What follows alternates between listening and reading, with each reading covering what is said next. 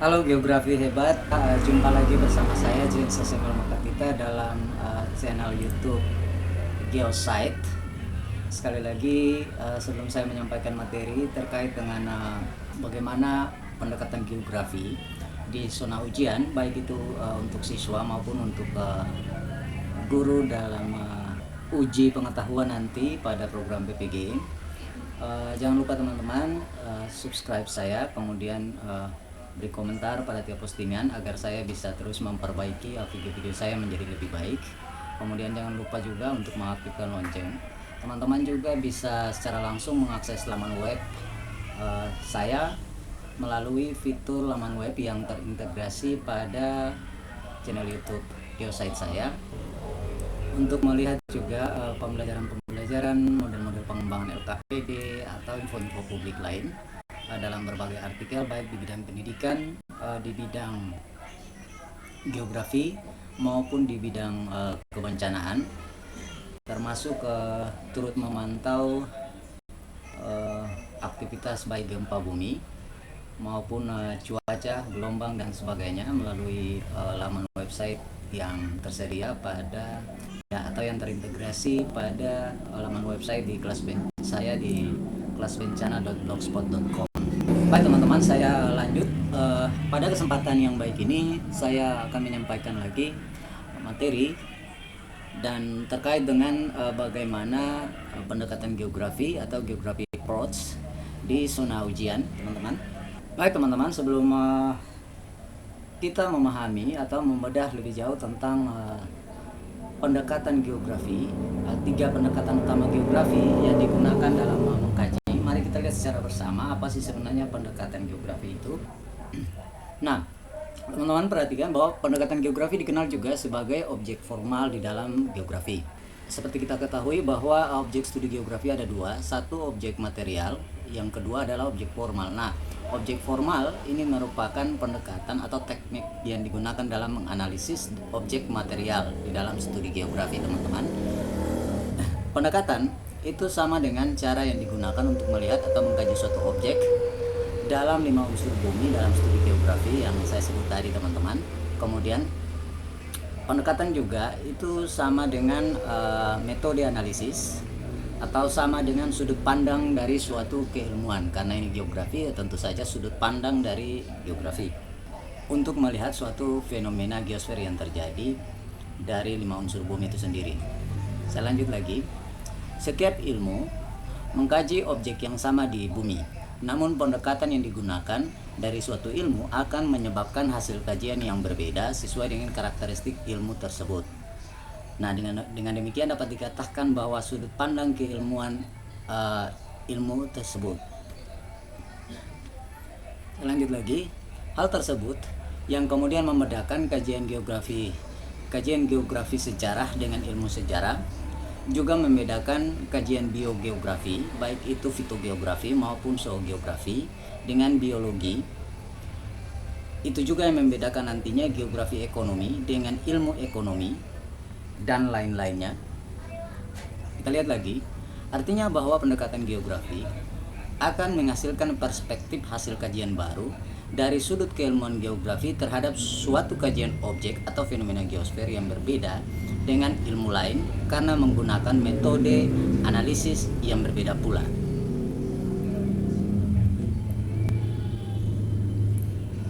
Baik, kita lihat kisi-kisi yang nanti akan diuji pada pelaksanaan ujian pada umumnya. Ini poin 16 pada kisi-kisi yang dikeluarkan itu mengatakan bahwa mampu menganalisis fenomena geosfer berdasarkan pendekatan spasial atau keruangan. Nah, kita lihat lagi pendekatan spasial atau pendekatan keruangan. Ini mencakup yang pertama, analisis pola keruangan atau spatial pattern analysis.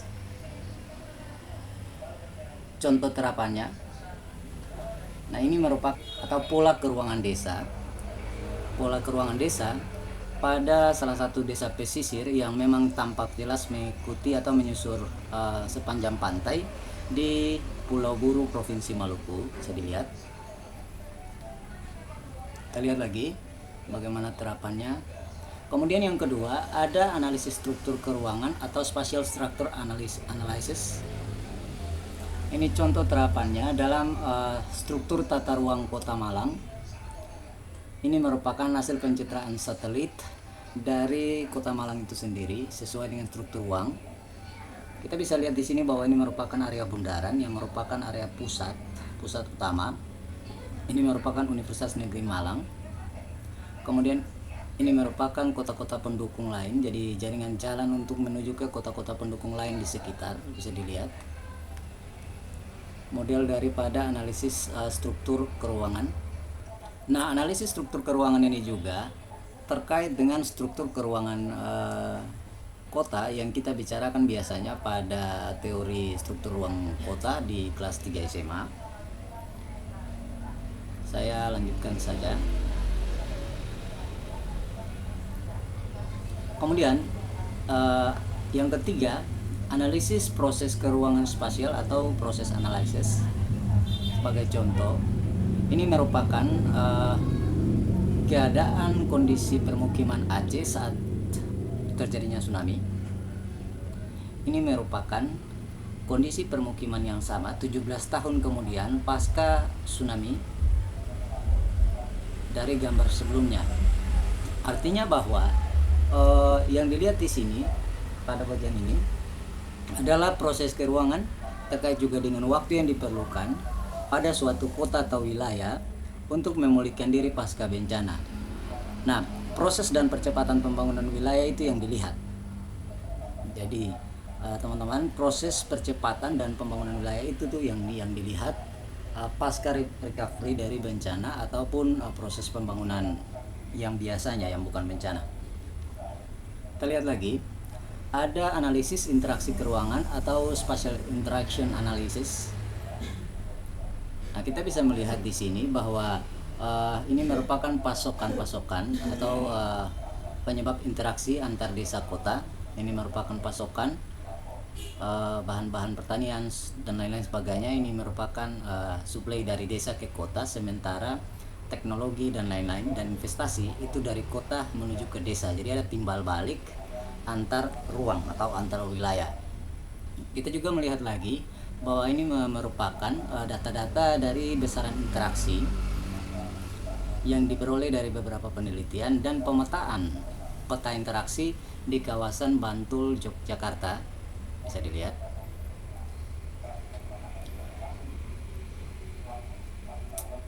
Nah, sistem jaringan transportasi ini juga berkaitan dengan analisis interaksi keruangan. Seperti yang kita ketahui bahwa di dalam 3 teknik dalam analisis interaksi keruangan, salah satunya yang digunakan adalah model konektivitas atau jaringan jalan antar wilayah. Bisa dilihat.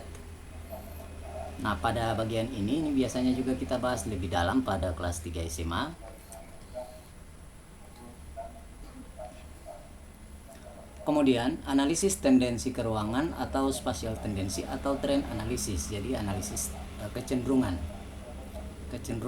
dari ruang itu sendiri. Nah, kita melihat bahwa ini merupakan pusat kota dari Kabupaten Buru Selatan. Ini merupakan kota saya. Di kawasan ini masih merupakan areal kosong, teman-teman. Nampak bahwa kecenderungan spasial kota nantinya itu ditentukan oleh faktor topografi. Artinya bahwa yang mau dibahas bahwa perkembangan kota pada konteks ini akan mengarah ke sisi dataran ini di seputaran area ini, kemudian akan berbelok ke arah kawasan Wali seiring dengan faktor topografi medan yang memang tidak memungkinkan untuk berkembang secara masif di kawasan bagian utara ini. Kita lihat lagi, pendekatan keruangan itu terbagi atas 3 jenis pendekatan turunan. Yang pertama adalah pendekatan topik, yang kedua pendekatan aktivitas manusia, dan yang ketiga ada pendekatan regional. Mari kita lihat satu persatu. Dimulai dari pendekatan topik. Pendekatan topik menekankan pada topik-topik tertentu dalam ruang. Misalnya contoh, kajian tentang kawasan kumuh atau daerah selam di daerah perkotaan, kajian terkait dengan kemiskinan dan sebagainya. Nah, contoh soal, angka pertumbuhan penduduk kota Surabaya yang tinggi berdampak di wilayah sekitar. Salah satu yang terdampak yaitu Kabupaten Sidoarjo yang dihubungkan dengan Jalan Kelas 1, sehingga menjadikan wilayah tersebut sebagai penyangga bagi kota Surabaya. Pendekatan geografi yang sesuai dengan fenomena di atas adalah jawabannya. Karena ini pendekatan topik, tentu saja jawabannya pendekatan topik di bagian B, teman-teman. Mari kita lihat alasan jawaban. Keterkaitan angka pertumbuhan penduduk dalam perkembangan keruangan kota Sidoarjo sebagai kota penyangga atau kota satelit di Surabaya, yaitu menggunakan alasan jawabannya. Jadi populasi penduduk di Sidoarjo yang cukup tinggi itu menyebabkan kota ini menjadi kota penyangga atau kota satelit, penyangga utama bagi kota Surabaya, bagi perkembangan kota Surabaya. Jadi itu poinnya di situ. Kemudian kita lihat lagi pendekatan topik untuk soal yang lain. Ini ada contoh soal lagi. Kawasan permukiman kumuh di kota Jakarta sebagai akibat tingginya angka urbanisasi dari desa-desa di Indonesia.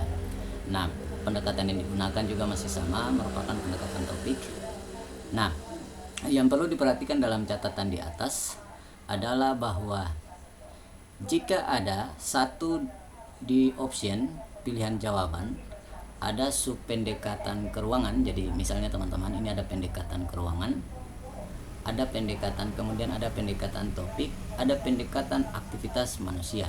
Jadi ini pendekatan induknya, ini pendekatan sub daripada anakan yang pendekatan keruangan di atas. Ini berarti ini biasanya dalam teknik menjawab itu jawabannya hanya ada pada poin antara anakan ini saja, jadi antara C atau D. Nah, biasanya teknik ini kita gunakan untuk mengeksekusi bagian jawaban-jawaban yang sudah pasti, biasanya bukan jawaban. Jadi kita sudah bisa mengeksekusi 3 option, yaitu A, kemudian option B, dan option E, teman-teman. Sehingga yang dipilih pada akhirnya hanya merupakan option D dan C. Nah, kalau lihat konteks di atas, itu jelas terlihat bahwa konteks di atas lebih condong kepada jawaban C. Jadi teknik dalam penyelesaian soal-soal seperti ini, teman-teman, trik-trik. Kita lihat lagi bagian yang kedua dari turunan pendekatan keruangan, yaitu pendekatan aktivitas manusia. Nah, pendekatan ini terkait dengan aktivitas manusia dalam ruang, misalnya contoh aktivitas ekonomi, kemudian sistem distribusi barang dan jasa atau manusia, kemudian aktivitas kebudayaan, misalnya soal tata upacara adat, entah itu adat pemakaman, adat perkawinan, dan sebagainya. Nah, ini dia masuk di dalam pendekatan aktivitas manusia yang merupakan anakan dari pendekatan keruangan. Sebagai contoh soal, kita lihat ini ada sistem pemakaman mayat di Tanah Toraja, diawali dengan upacara arak-arakan mayat selama beberapa hari dan menghabiskan biaya sekitar 1 miliar rupiah. Kemudian baru mayat tersebut diarahkan menuju ke lubang gua sebagai tempat peristirahatannya. Pendekatan geografi yang terkait dengan kasus di atas, karena ini berhubungan dengan pendekatan aktivitas manusia, jelas dengan tata upacara adat, maka jelas jawabannya adalah D, atau pendekatan aktivitas manusia. Kita lihat ini kasusnya masih sama. Jadi teman-teman lihat pada soal-soal yang seperti ini kita perhatikan, karena ada 2 anakan turunan pada poin C dan D lagi yang merupakan turunan dari pendekatan keruangan, biasanya teman-teman jadi poin A dan poin D. Karena jawabannya poin D, jadi poin A dan poin C ini merupakan option pengeco, dan poin C ini merupakan option pengeco kuat, sementara poin B dan poin E ini jelas-jelas bukan jawaban. Jadi ini sebagai contoh teman-teman dalam trik-trik menyelesaikan soal-soal ujian yang seperti ini. Kita lihat lagi pada yang berikut. Ini ada Pasar Terapung, merupakan ikon kota Banjarmasin. Terdapat 3 pasar terapung di Banjarmasin. Kemudian Pasar Terapung Muara Kuin, kemudian Pasar Terapung Siring, dan Pasar Terapung Lok Baintan. Pasar Terapung Lok Baintan adalah yang paling ramai, terletak di Sungai Pinang, Banjar, yang hanya 10 km dari Swiss Bell Hotel, Borneo, Banjarmasin. Pertanyaannya, pendekatan geografi yang terkait dengan fenomena tersebut adalah masih tetap dengan aktivitas manusia, teman-teman, karena kata kunci yang ingin disampaikan di sini soal aktivitas pasar terapung. Itu kata kuncinya di situ. Jadi masih tetap dengan pendekatan aktivitas manusia. Tekniknya masih sama dengan yang sebelum-sebelumnya. Kita lihat lagi yang ketiga, ada pendekatan regional. Nah, pendekatan regional merupakan salah satu turunan pendekatan ketiga dari turunan pendekatan keuangan. Pendekatan ini menekankan pada regionalisasi suatu kawasan atau wilayah berdasarkan karakteristik tertentu. Misalnya kajian-kajian tentang ras, kajian-kajian tentang suku bangsa, kajian-kajian terkait dengan wilayah dan perwilayahan, kemudian kajian-kajian terkait dengan zona waktu, dan sebagainya teman-teman. Sebagai contoh, dalam soal, suku Jawa mendiami tanah Jawa sementara suku Alifuru mendiami Pulau Buru dan Seram. Pendekatan geografi yang tepat mengkaji fenomena tersebut adalah, ini merupakan jawabannya C, pendekatan regional, karena kita sedang membahas pendekatan regional. Mari kita lihat. Teknik penyelesaiannya masih sama dengan yang sebelum-sebelumnya teman-teman. Jadi ada dua opsi sebagai pengeco, satu pengeco lemah, satu pengeco sangat kuat, yaitu di bagian pendekatan keuangan dan pendekatan aktivitas manusia sebagai pengeco yang kuat. Sementara jawabannya itu pada poin C, yaitu pendekatan regional. Nah, pada kasus seperti ini, pendekatan ke lingkungan dan pendekatan kewilayahan karena dia tunggal, itu biasanya itu bukan jawabannya. Jadi karena tidak ada pengeco,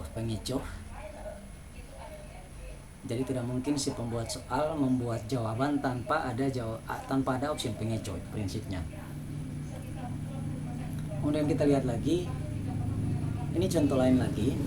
Kita bisa melihat peta zonasi wilayah utama pembangunan di kawasan Indonesia pada gambar di samping.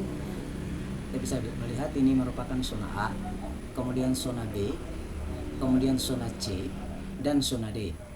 Sebagai tambahan, zona A ini wilayah pusat kotanya adalah Medan, kemudian zona B pusat kotanya Jakarta, zona C pusat kotanya adalah Surabaya, dan zona D untuk kawasan Indonesia Timur pusat kotanya Makassar. Kemudian kita lihat lagi beberapa hal mendasar yang menjadi kendala utama percepatan pemerataan pembangunan di zona D atau di kawasan Indonesia Timur adalah luas zonasi. Kita bisa melihat perbandingan luas areanya. Indonesia Timur merupakan klaster area yang terbesar di dalam 4 zona wilayah utama pembangunan ini. Kemudian posisi pusat pertumbuhan yang tidak ideal bagi NTT, kemudian Maluku dan Papua. Kita bisa bayangkan pusat kota pertumbuhan untuk zona D ini berada di titik ini, sementara jangkauan terhadap pusat kota pertumbuhan dari Ternate, dari Maluku, dari Nusa Tenggara Timur dan daratan Papua itu cenderung terlalu jauh. Nah, ini akan berimpact terhadap percepatan pembangunan yang cenderung lebih cepat di daratan di Sulawesi, sementara di luar daratan Sulawesi itu percepatan pembangunan menjadi lambat. Itu yang dilihat. Kemudian kita lihat lagi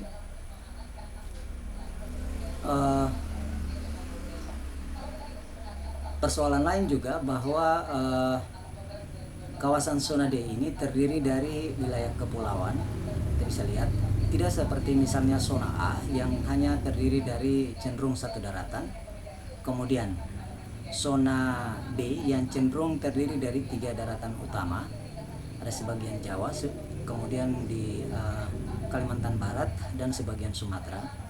Kemudian kita lihat lagi pada zona C, hanya terdiri dari Kalimantan bagian timur hingga tengah dan selatan, kemudian hingga utara, ditambah dengan Jawa Timur, kemudian ditambah dengan Bali yang masuk klaster ini, sehingga kalau dihitung ya kira-kira ada sekitar 3 pulau utama.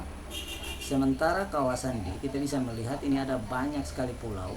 Nah, ini juga akan menghambat percepatan pembangunan dan pemerataan pembangunan di klaster zona D ini, teman-teman. Kemudian kita lihat lagi pendekatan geografi yang terkait dengan fenomena yang di atas dan termasuk gambarnya ini menunjuk kepada pendekatan regional. Kenapa pendekatan regional, teman-teman? Karena ini berhubungan dengan karakteristik wilayah di tiap zona, terutama di zona D, yaitu mulai dari wilayah kepulauan, kemudian luasannya dan seterusnya, termasuk dengan posisi kota pusat pertumbuhan yang tidak relevan atau tidak ideal.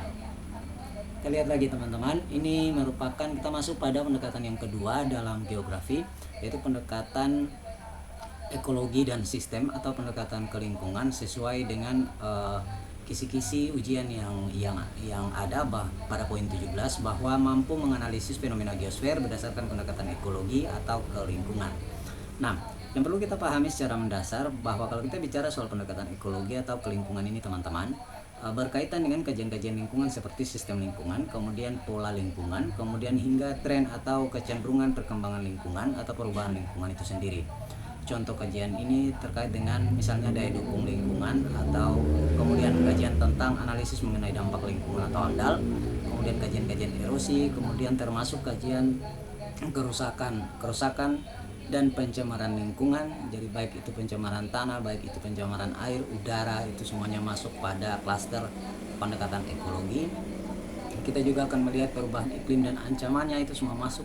Kemudian kerusakan ozon dan pengendaliannya, kemudian kasus kebakaran hutan, kemudian kasus illegal logging, kemudian illegal fishing, kemudian kerusakan terumbu karang, tumpahan minyak di perairan, kemudian pencemaran radioaktif, kemudian pencemaran oleh nuklir, kemudian sampah plastik dan habitat di sungai, laut, dan kenaikan permukaan laut, dan seterusnya, termasuk dengan El Nino La Nina, termasuk dengan penggunaan potas dan cangkrang dalam aktivitas penangkapan ikan oleh para nelayan. Ini dia masuk semua pada kajian dari pendekatan ekologi atau ke lingkungan ini sendiri teman-teman. Mari kita lihat secara bersama modulasi soal pada pendekatan ekologi atau ke lingkungan ini sendiri. Kita pahami dulu konsep-konsepnya.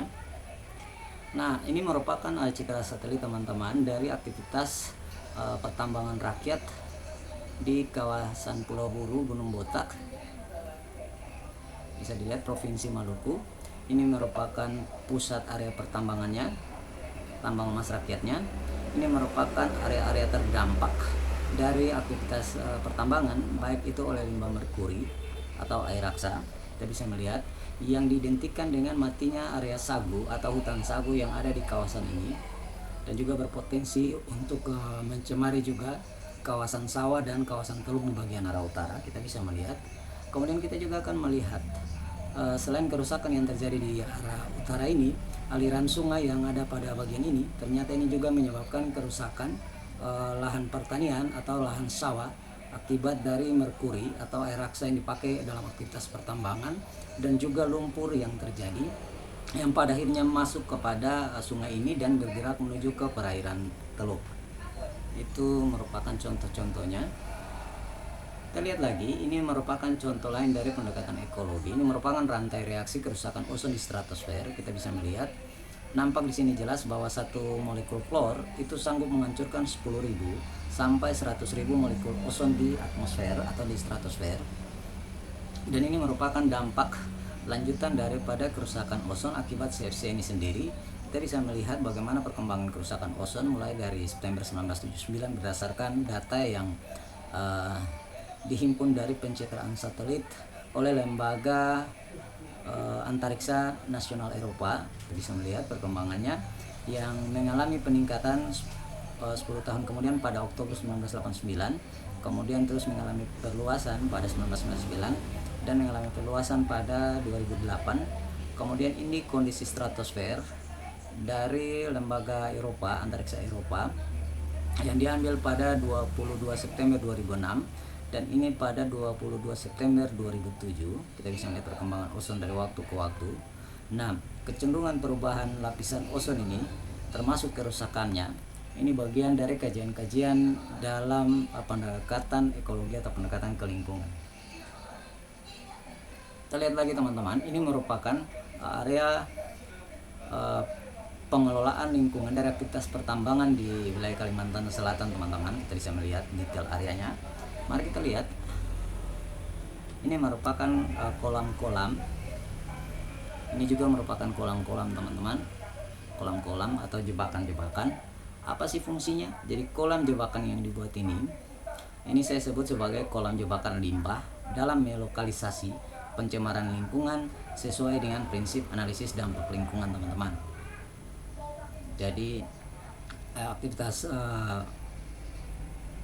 pertambangan itu apapun juga itu zat-zat pencemar dan lain-lain itu semua diarahkan ke kolam-kolam ini supaya pencemarannya itu bisa dilokalisasi, jadi tidak meluas ke berbagai wilayah dan menghancurkan berbagai kerusakan ekosistem di kawasan. Itu yang dimaksud dengan prinsip AMDAL. Nah, karena aktivitas kenapa demikian? Karena ini merupakan aktivitas pertambangan dari beberapa perusahaan tambang, jadi bukan masyarakat teman-teman, tapi ini perusahaan-perusahaan tambang yang beroperasi, sehingga memang tata kelola limbahnya dikelola dengan baik. Mari kita lihat lagi contoh soal teman-teman. Ini merupakan banjir yang menggenangi 5 kabupaten di Kalimantan Barat, tak kunjung surut. Sudah 4 pekan banjir merendam kota Sintang sejak 25 Oktober 2021 dan seterusnya. Ini merupakan lamanya. Pendekatan geografi yang terkait dengan fenomena di atas adalah jelas bahwa pendekatan ekologi. Kenapa pendekatan ekologi? Karena ini bicara banjir yang disebabkan oleh kerusakan daerah hutan sekitar 70% di daerah-daerah aliran sungai. Kemudian kita juga lihat bahwa kerusakan hutan tersebut menyebabkan kerusakan kapasitas untuk serapan air di bagian hulu itu menjadi berkurang. Kemudian kita juga melihat bahwa ini juga merupakan faktor dari cuaca itu sendiri yang memang menyebabkan banjir tidak sangat lama, bahkan sudah hampir 4 pekan. Bisa dilihat pada bagian ini, artinya sudah sekitar 1 bulan itu banjir tidak surut-surut di kawasan Sintang pada sejak tanggal 25 Oktober 2021 tahun kemarin. Nah, ini merupakan contoh dari pendekatan ekologi atau kelingkungan. Selanjut lagi, kita lihat pada bagian yang berikut ada pendekatan kompleks wilayah atau pendekatan kewilayahan. Kita lihat dulu kisi-kisinya. Mampu menganalisis fenomena geosfer berdasarkan pendekatan kompleks wilayah atau kewilayahan.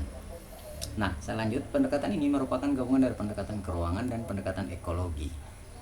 Contohnya misalnya kajian terkait dengan kerusakan hutan akibat perkembangan kota dengan banjir, kemudian evaluasi kesesuaian lahan penentuan kota untuk pemekaran wilayah, kemudian perencanaan tata ruang kota, kemudian hubungan tata ruang kota dengan multi bencana, analisis multi bencana dan sebagainya. Ini merupakan kajian-kajian dari kompleks wilayah teman-teman, karena sudah melibatkan 2 komponen pendekatan yang sebelumnya yang saya bahas sebelumnya.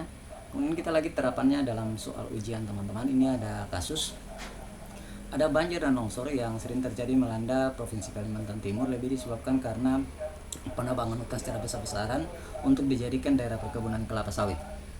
Pendekatan geografi untuk mengkaji fenomena tersebut adalah, karena kita bicara kewilayahan, berarti otomatis kompleks wilayah.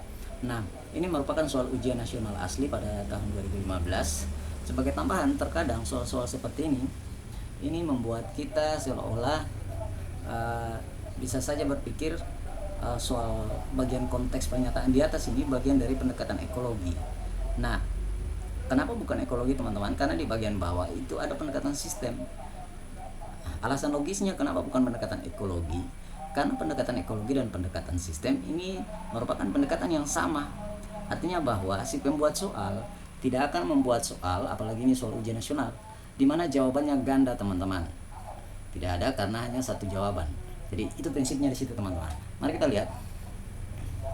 Ini merupakan contoh dari catatan yang perlu diperhatikan. Saya lanjut lagi soal berikut. Kita lihat lagi. Banjir di kota Jakarta disebabkan buruknya jaringan drainasi kota, pembuangan sampah ke sungai oleh masyarakat, dan perubahan penggunaan lahan menjadi permukiman. Pertanyaannya, pendekatan yang tepat untuk mengkaji fenomena di atas adalah jawabannya pendekatan kewilayahan.